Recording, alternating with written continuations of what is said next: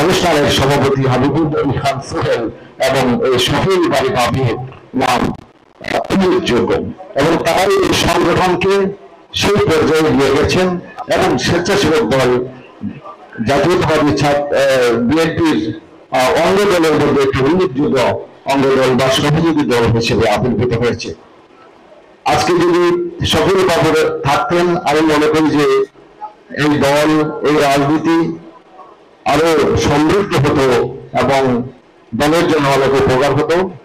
যাই হোক, আমি মনে করি শফিউল বাবু যে আদর্শ রেখে গেছেন সে আদর্শ সবাই আমরা অনুসরণ করব এবং এই রাজনীতিকে এগিয়ে নিয়ে যাব।